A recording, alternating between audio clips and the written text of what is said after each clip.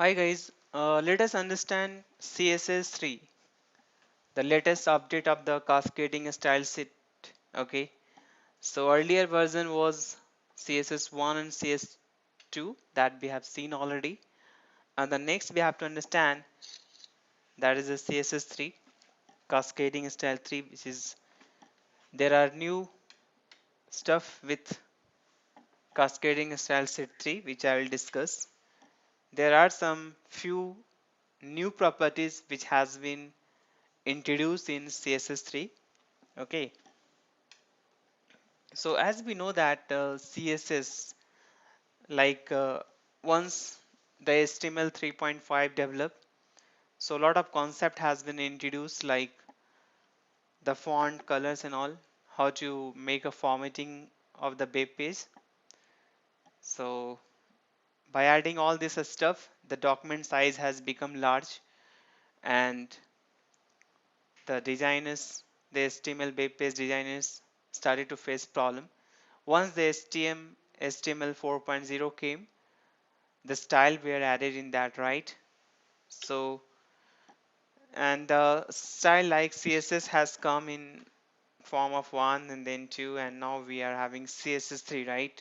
So as we know, the CSS stands for cascading style sheet, and styles define how to display HTML elements.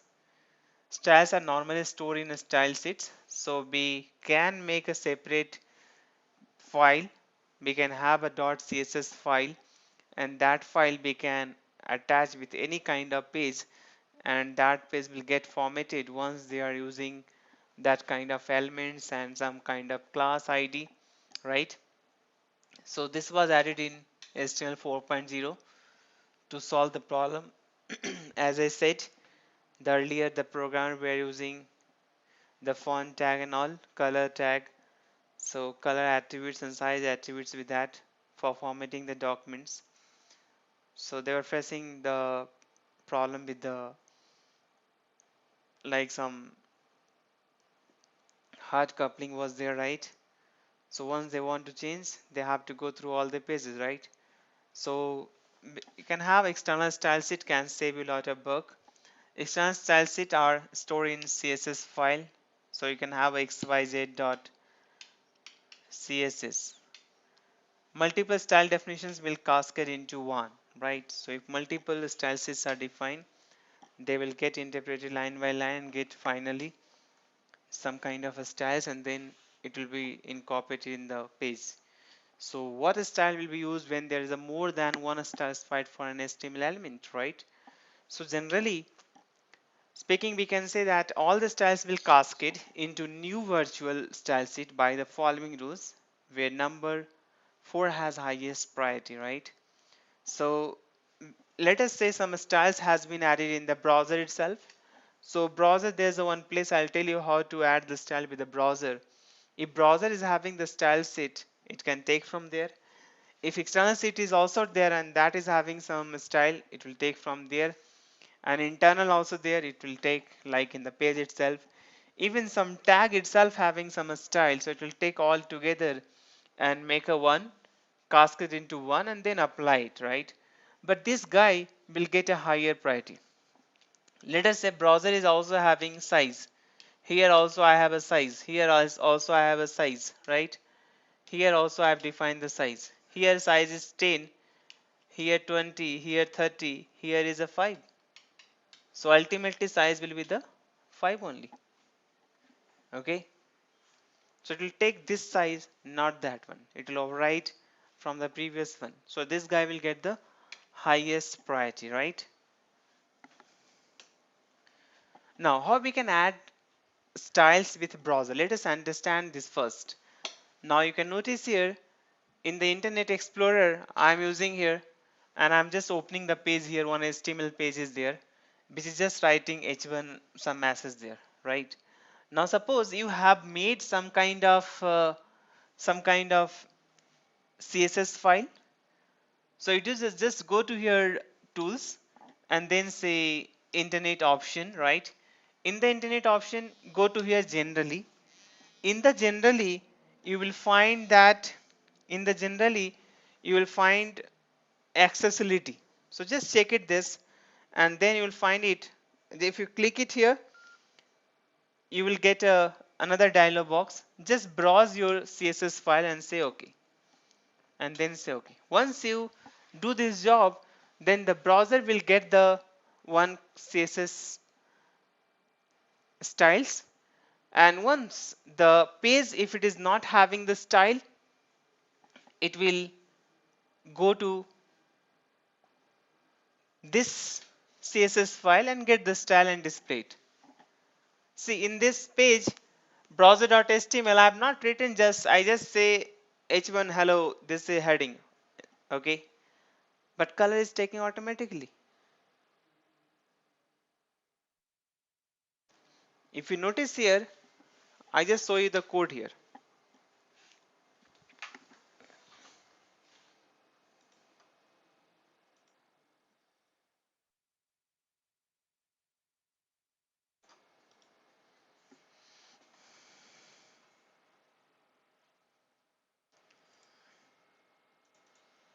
Look at this code.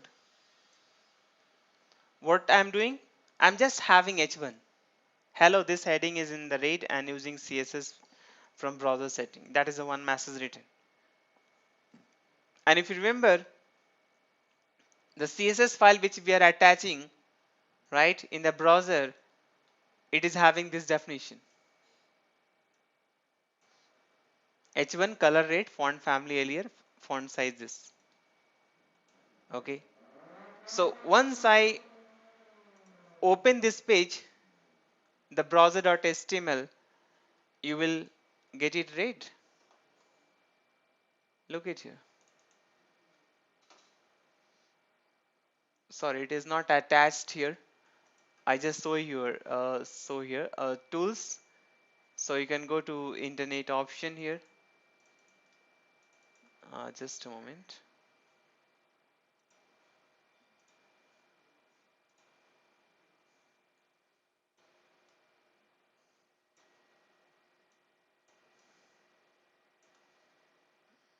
Tools, internet option, accessibility. Now just you need to check here, say browse,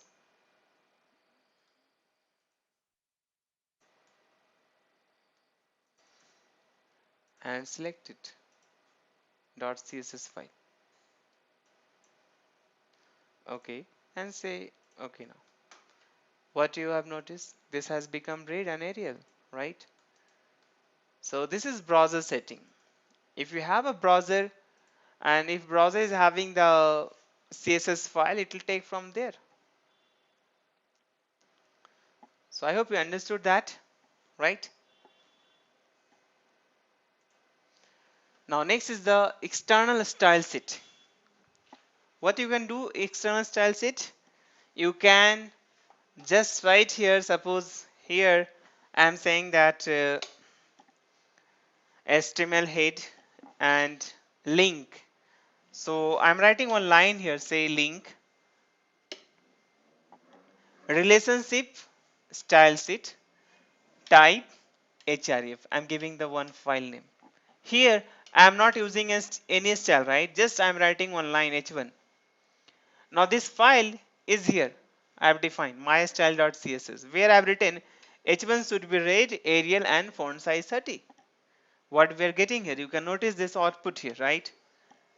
So if I'm executing this HTML x.html file, let us say this is x.html file. If you open this file in the browser, you will get the color red. So even you have not specified here for h1, but you are saying that there is a one style sheet here, right? So this style sheet is defined somewhere else in the .css file and having the statement. Okay. So this is what understanding of how we can use CSS through external style sheet, right? The next one is the internal style sheet. Okay. So in the internal style sheet, let us, what we'll do here, we'll not write this guy. Okay. So we are commented here. You have noticed this. This is the comment tag. Now in the page itself, I have open a style open and a style close. Inside that, I'm saying h1 should be this, body should be this. So h1 color rate, font family Arial, font size 30. Body should have a background image. Okay, what you are finding here in the background, one image is coming, and the text is coming with red and Arial, right? So in the body part, you notice that there's no formatting here, right? So formatting is taken from where? From this part, style. So we are embedding the style in the same page. This is what internal style sheet. Okay. Now inline. Inline means you're writing the styles along with the tag. You're not writing anywhere. So I commented the whole. You notice here this one also commented, this one also commented. I'm not using that. Now look this body element. The body element itself having the style background this. The h1 is itself having the style this. You can specify. You can just have one attribute style and thus explain it. Okay. So I hope you understood the inline style sit here, right? Well,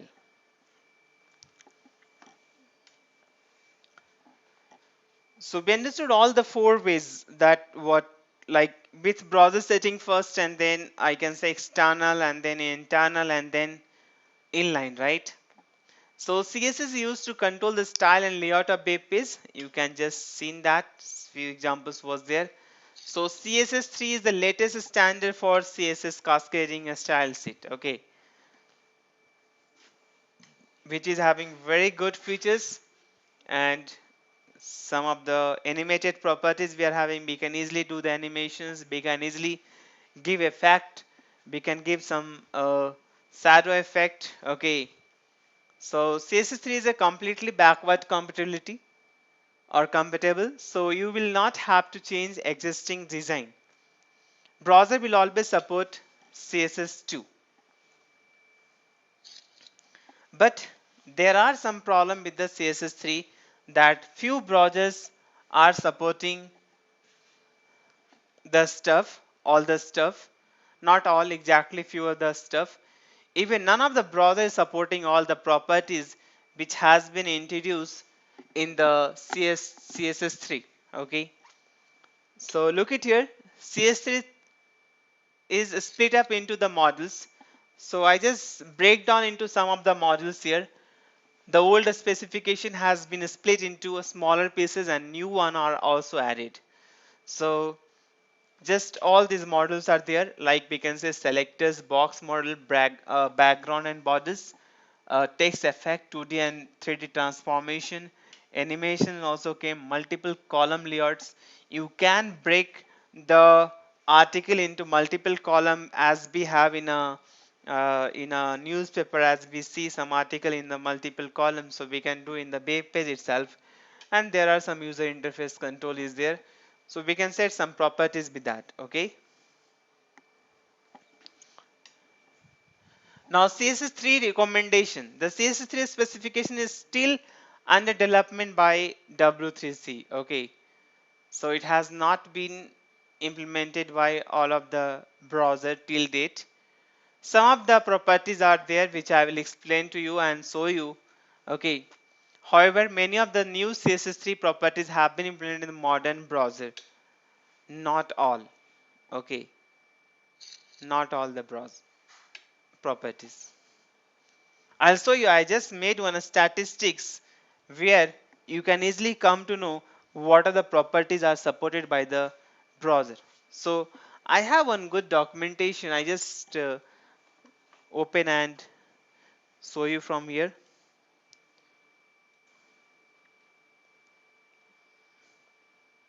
Just look it now.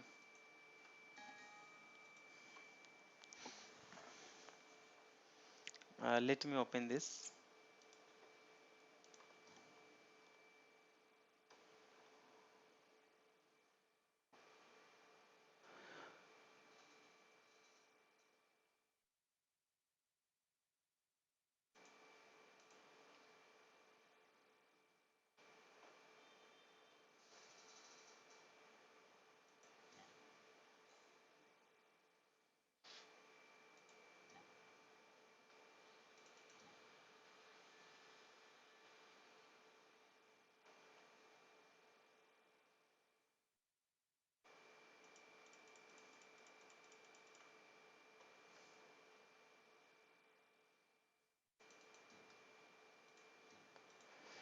Okay.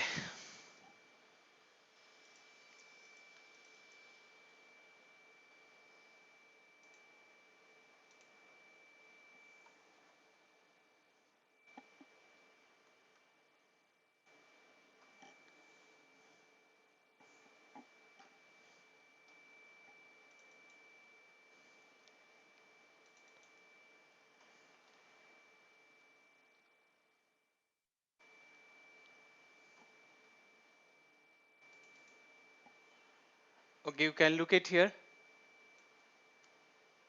It has been opened now. What you have noticed here that I just come to on this set first. So these are the properties, like you just notice here in this row. We are having alignment, adjust, alignment, baseline, animations, okay, baseline shape. So a lot of properties are there. Column gap, column, we can say column fill and column width, column count, how many columns you want and all. So these are the properties has been introduced by W3C, right? Still all the properties has not been implemented. Okay, so you can also notice that in this list you are finding that Firefox, Chrome, Safari, right? They are not supported here. If you want to select these versions and all, you can easily select from here.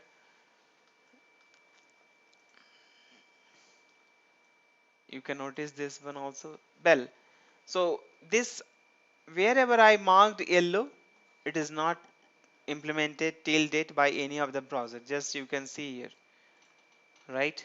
So lot of properties has been not still implemented by all the browsers. Okay, it is still under development, but few of them like text shadow, text overflow, text justify is having implementation by Mozilla, Chrome, Safari and Opera. In some of the browser like in a Chrome, it is supporting with babkit hyphen transform you have to write. For Safari you have to write hyphen babkit hyphen transform. For Mozilla hyphen transform. Exactly, the property is a transform, but in different browsers, if you want the support, you have to write all. If you want to support for Mozilla, you want to support for Opera and WebKit, you have to say hyphen Mozilla transform, you have to say hyphen WebKit transform, you have to say hyphen O hyphen transform. I'll give you an example here. So you have noticed that there are a number of properties. I just counted and I found that is 152. So altogether 152 properties has been introduced, but see, only supported CSS3, which is almost, I can say, uh, not more than 70 or 80, right? You can just count it here. So not all, I just counted here that with I only 26, with Mozilla we can get 54 properties is supported. WebKit having 63, it is like this. It is my personal statistics, okay? So I just made one graph here, if you can see. I just listed say I is 26, Mozilla 54 and Chrome 63 and Safari 63, Opera 50, right? So you can see this graph here. In the graph we are telling that number of attributes implemented. So almost this guy means, I mean, Chrome and Safari is having major support of this CSS3 properties, right? And then we can say this guy like Mozilla is having the support.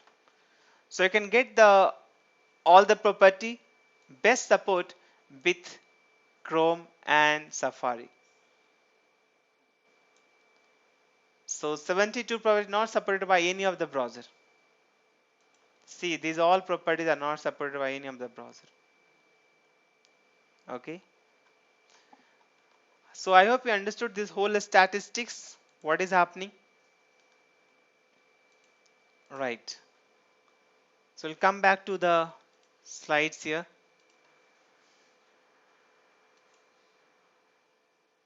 Now we'll see one example in the next. So that's all about understanding of the CSS3 concept. In the next we'll see the few examples. Okay.